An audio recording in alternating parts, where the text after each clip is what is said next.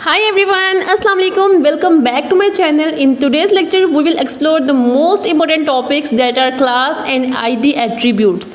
अब आप सोच रहे होंगे कि HTML में हमें क्लास और ID की ज़रूरत ही क्यों पड़ती है। तो स्टूडेंट्स आप इमेजिन करो, अगर वेबसाइट में 20 बटन्स होंगे, 10 हेडिंग्स होंगी और 15 पैराग्राफ्स होंगे और मुझे इन सब को अलग अलग स्टाइल देना होगा तो मैं कैसे दूंगी? क्या मैं हर एलिमेंट को बार बार मैनुअली स्टाइल करूँगी? नहीं, इस तरह तो मेरा सारा टाइम इसी में चला जाएगा। तो इस प्रॉब्लम को सॉल्व करने के लिए हमारे पास दो चीज़ें आती हैं, क्लास और आईडी एट्रीब्यूट। क्लास और आईडी एट्रीब्यूट की मदद से ही हम अपनी पूरी वेबसाइट को स्टाइल करते हैं CSS में। अब देखते हैं क्लास क्या होती है। स्टूडेंट्स, जब वेबसाइट में बहुत सारे सेम टाइप के एलिमेंट्स होंगे और हमें उन सब को एक जैसा स्टाइल देना होगा तो हम क्लास का यूज़ करेंगे। क्लास का मतलब होता है एक ग्रुप बनाना। जैसे अगर 5 पैराग्राफ्स हैं और मुझे सबका कलर रेड करना है तो मैं सबको एक ही क्लास दे दूंगी, फिर उस क्लास के लिए CSS लिखूंगी जो सबके कलर्स रेड कर देगी। क्लास एक नाम है जो बहुत सारे एलिमेंट्स को दिया जा सकता है। अब आप सपोज करो कि आप 10th क्लास के स्टूडेंट हो और टीचर ने कहा है कि जो स्टूडेंट 10th क्लास में हैं वो सब वाइट यूनिफॉर्म पहनेंगे। अब एक ही रूल बहुत सारे स्टूडेंट्स पर अप्लाई हो गया है, क्योंकि अली भी अब वाइट यूनिफॉर्म पहनेगा, अहमद भी वाइट यूनिफॉर्म पहनेगा, सारा भी वाइट यूनिफॉर्म पहनेगी। क्यों? क्योंकि ये सब एक ही ग्रुप में हैं। बिल्कुल इसी तरह HTML में क्लास काम करती है। अगर मैं मल्टीपल एलिमेंट्स को यानी कि काफ़ी सारे एलिमेंट्स को सेम क्लास दूंगी तो एक ही CSS रूल सब पर अप्लाई हो जाता है। अब यहाँ पर देखें, हमने 5 पैराग्राफ टैग्स लिए हैं और पांचों को हमने क्लास दी है। ठीक है, इनमें से 4 की क्लास 1 है और 1 की क्लास 2 है। ठीक है, अब मैं चाहती हूँ जिस पैराग्राफ की क्लास 1 है उसका टेक्स्ट रेड कलर का हो जाए, तो मैं यहाँ पर स्टाइल एलिमेंट लूँगी। ये हम अपने फाइल के अंदर स्टाइलिंग के लिए यानी कि CSS ऐड करने के लिए यूज़ करते हैं। हम अपनी HTML की फ़ाइल में अपनी HTML को स्टाइल करने के लिए उसके ऊपर CSS लिखने के लिए हम स्टाइल एलिमेंट का यूज़ करते हैं और स्टाइल एलिमेंट को हम हेड सेक्शन में रखते हैं। इसके बारे में हम डिटेल से बात करेंगे इसी वीडियो के एंड पर। अभी फ़िलहाल हम देखते हैं कि क्लास 1 को हमने क्या स्टाइल दिया है। क्लास को हम CSS में डार्ट से रिप्रेजेंट करते हैं। डार्ट और आगे क्लास का नेम लिखेंगे और फिर कर्ली ब्रैकेट्स लगाते हैं और उसके बाद उस प्रॉपर्टी का नाम लिखते हैं जो स्टाइल हमने अपने पैराग्राफ या टेक्स्ट के ऊपर अप्लाई करना होता है या किसी भी एलिमेंट के ऊपर अप्लाई करना होता है। जैसे यहाँ पर मैं चाहती हूँ कि जिस एलिमेंट की क्लास 1 है उसका कलर रेड हो जाए, यानी कि उसके टेक्स्ट का कलर रेड हो जाए। अब क्या होगा, देखें यहाँ पर जिस पैराग्राफ की क्लास 1 है उनका टेक्स्ट जो कलर है वो रेड हो चुका है। और देखें यहाँ पर जो 4th पैराग्राफ था उसकी क्लास 2 थी, उसके ऊपर ये स्टाइल अप्लाई नहीं हुआ। क्यों? क्योंकि वो 1 क्लास का था ही नहीं, वो 2 क्लास का था। तो इसलिए जिस एलिमेंट की क्लास 1 थी उसके ऊपर ये स्टाइल अप्लाई हो गया। हम एक एलिमेंट को मल्टीपल क्लासेस भी दे सकते हैं और साथ हम काफ़ी सारे एलिमेंट्स को सेम क्लासेस भी दे सकते हैं। जैसे कि हमने यहाँ पर सेम क्लासेस दिए हैं हर एलिमेंट को सिवाय पैराग्राफ 4 के। अब यहाँ पर हमने हर पैराग्राफ के लिए अलग-अलग स्टाइल नहीं लिखा, हमने क्या किया, एक क्लास बना दी और उस क्लास को हमने कुछ CSS की प्रॉपर्टीज़ असाइन कर दी हैं। यानी कि एक CSS का कोड लिखा है जो कि तमाम उन एलिमेंट्स पर अप्लाई होगा जिनकी क्लास सेम होगी। आई होप कि आपको ये समझ आ गया होगा। चलिए हम इसको प्रैक्टिकल करके देखते हैं ताकि आपको मज़ीद क्लियर हो जाए कि हमने क्लास को कैसे यूज़ करना है। अब देखिए, यहाँ पर हम एक्सक्लेमेशन मार्क लगाएंगे, इंटर प्रेस करेंगे और यहाँ पर इसका टाइटल चेंज करेंगे। यहाँ पर लिखेंगे क्लास एंड ID। ठीक है, इसके बाद यहाँ पे बॉडी टैग में आ जाएंगे और यहाँ पर हम कुछ नेम्स लिखेंगे। हम यहाँ पर एक P टैग ऐड करेंगे, इंटर प्रेस करेंगे। अब ये पैराग्राफ टैग आ गया, यहाँ पर लिखेंगे आयशा एक स्टूडेंट है। इसके बाद एक और P टैग ऐड करेंगे और यहाँ पर लिखेंगे हम अली एक टीचर है। इसके बाद हम एक और P टैग ऐड करेंगे और यहाँ पर नेम लिखेंगे हम स्टूडेंट का अलीना और एक और P टैग ऐड करेंगे इसके बाद, और ये भी स्टूडेंट होगा और इसका नाम हम देंगे उमर। ठीक है, हम यहाँ पर लिख देते हैं उमर। अब इनको क्लास भी दे देती हूँ सबको। यहाँ पर मैं इसको क्लास दूंगी स्टूडेंट क्योंकि ये स्टूडेंट है। ठीक है, इसके बाद अली जो है वो टीचर है। इसके बाद अलीना जो है, अलीना एक स्टूडेंट है, यहाँ पर इसको मैं क्लास दूंगी, ये स्टूडेंट है। इसके बाद जो अली है वो टीचर है, यहाँ पर इसको क्लास देंगे टीचर। ठीक है, अब मैं आपको यहाँ पर एक बात समझाऊंगी। अब देखें, मैंने यहाँ पर पहला लेटर इसका कैपिटल लिखा है, हमें यहाँ पर कैपिटल लेटर अवॉइड करने हैं, हमें स्मॉल लेटर्स लिखने हैं। ठीक है, इसके बाद आपने ख्याल रखना है कि यहाँ पे आपने स्टार्टिंग में नंबर्स वगैरह नहीं ऐड करने, ठीक है। 1 2 3 इस तरह से नंबर्स ऐड नहीं करने, ठीक है। आप यहाँ पर एंड पर नंबर ऐड कर सकते हो, 1 2 3 जो भी नंबर आप ऐड करना चाहते हो, जैसे टीचर 1 टीचर 2 टीचर 3 वगैरह आप ऐड कर सकते हो, लेकिन स्टार्टिंग में नहीं करने। उसके बाद अगर आपने 2 वर्ड्स का क्लास नेम देना हो तो फिर क्या करोगे, आप यहाँ पर बीच में स्पेस नहीं दोगे, ठीक है। क्लास के नेम के अंदर आपने स्पेस नहीं देनी, आपने इससे अवॉइड करना है। आपने यहाँ पर हाइफन साइन का यूज़ करना है, ठीक है। अगर आपने 2 वर्ड्स देने हों क्लास के अंदर तो आपने उनके दरमियान हाइफन का यूज़ करना है, यही बेस्ट तरीका है। अभी फ़िलहाल हम यहाँ पर सिर्फ इसको क्लास देंगे टीचर, इसके बाद यहाँ पर उम्र को हम क्लास देंगे स्टूडेंट, क्योंकि ये भी स्टूडेंट है, और फिर हम इसके लिए CSS लिखेंगे। अब हमने सबको बारी बारी उनकी क्लासेस असाइन कर दी हैं। अब हम इनकी क्लास को स्टाइल करेंगे। पिछली वीडियोस में मैंने आपको इनलाइन CSS लिखना सिखाया था, यानी कि आप उसी एलिमेंट के अंदर स्टाइल एट्रीब्यूट को ऐड कर देते हो, लेकिन अब मैं आपको सिखाऊंगी स्टाइल एलिमेंट, जो कि हेड सेक्शन में टाइटल के नीचे लिखा जाता है। ये भी एलिमेंट को स्टाइल करता है। इस स्टाइल एलिमेंट को हम इंटरनल CSS कहते हैं, ठीक है।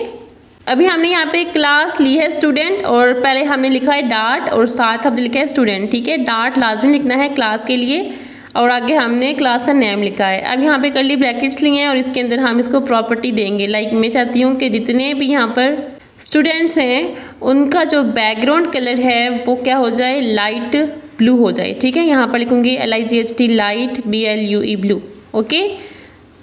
तो अब आप देख सकते हैं जिस स्टूडेंट की क्लास स्टूडेंट थी, मतलब जिस नेम की क्लास स्टूडेंट थी, उन सब का बैकग्राउंड कलर ब्लू हो चुका है, लाइट ब्लू हो चुका है।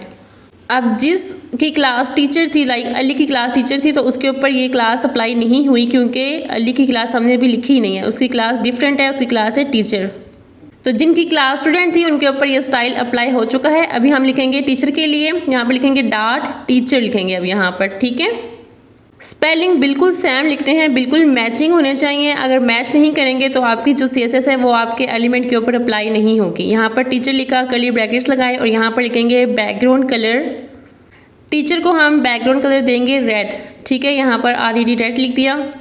आई होप कि अभी आपको क्लास का कंसेप्ट कुछ समझ आया होगा। जब आप इसकी प्रैक्टिस करेंगे तो आपको मज़ीद अच्छे से समझ आ जाएगा। अब हमारा नेक्स्ट टॉपिक है ID नेम से ही जाहिर है आइडेंटिटी, यानी कि पहचान। अब हर इंसान की पहचान डिफरेंट होती है।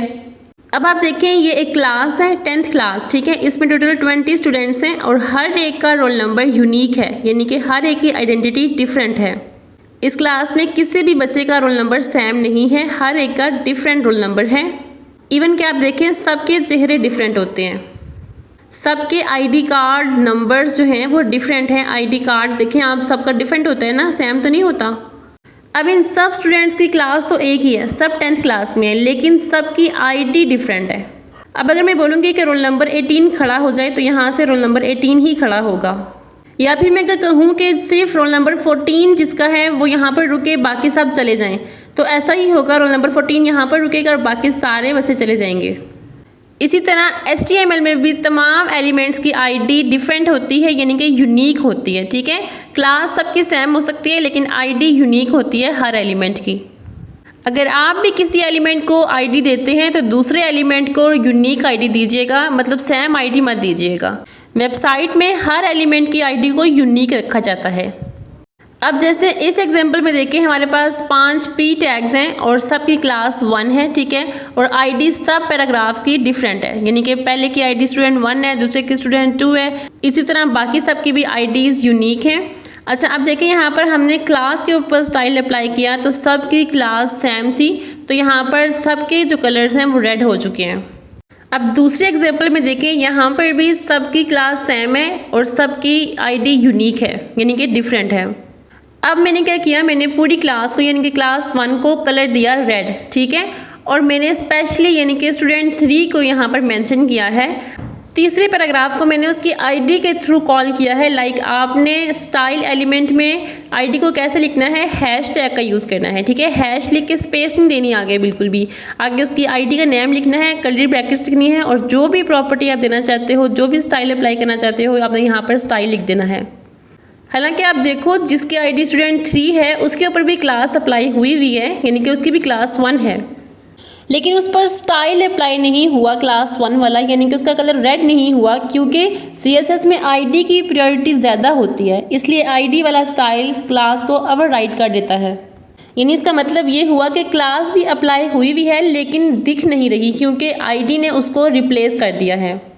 जैसे मैंने आपको ये एग्जांपल दी थी कि सब बच्चे बैठे हुए हैं, मैंने सबको बोला कि आप लोग चले जाओ, लेकिन उसके बाद मैंने बोला कि रोल नंबर 14 यहाँ पर रुके, बाकी सब चले जाओ। अब रोल नंबर 14 की जो ID है मैंने उसको कॉल किया है ना, क्लास 10 में तो वो भी बैठी हुई है, लेकिन जब मैंने उसकी ID के थ्रू उसको कॉल किया कि आप यहाँ पर रुको, तो फिर वो यहाँ पर रुक गई, बाकी सब चले गए।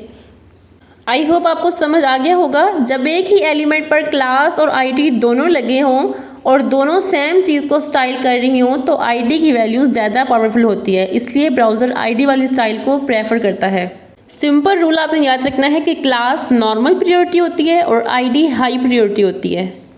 अब आपने इस क्वेश्चन का आंसर देना है कि अगर एक एलिमेंट की क्लास येलो है और ID उसकी रेड है तो फाइनल कलर क्या होगा। चलिए आप देखते हैं कि ID को प्रैक्टिकल वे में कैसे यूज़ करते हैं। यहाँ पर मैंने एक पैराग्राफ लिया और इसमें मैं लिखूँगी अली, एक और नाम यहाँ पर लिखेंगे सारा, और यहाँ पर एक और नेम ऐड करेंगे अहमद।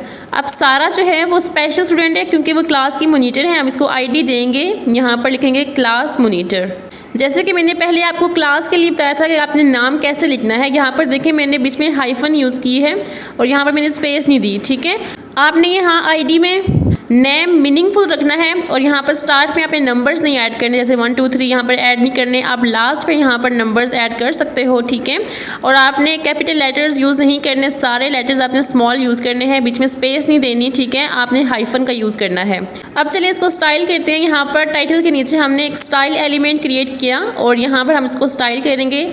ID को स्टाइल करने के लिए हम हैश का यूज़ करते हैं, ठीक है। हैशटैग आगे ID का नाम लिखा क्लास मॉनिटर और इसके बाद यहाँ पर लगाएंगे कर्ली ब्रैकेट। हम इसको कुछ प्रॉपर्टीज़ असाइन करेंगे, लाइक हम चाहते हैं कि सारा का जो बैकग्राउंड कलर है वो ब्लू हो जाए और जो इसका टेक्स्ट कलर है उसको हमने चेंज करना है, यहाँ पर इसको हम देंगे वाइट, ठीक है। अब आप देख लें जिसकी ID क्लास मॉनिटर थी सारा की, बस वही चेंज हुआ है, यहाँ पर सिर्फ उसी पे ही CSS अप्लाई हुई है, बाकी दोनों स्टूडेंट्स पे अप्लाई नहीं हुई, ठीक है।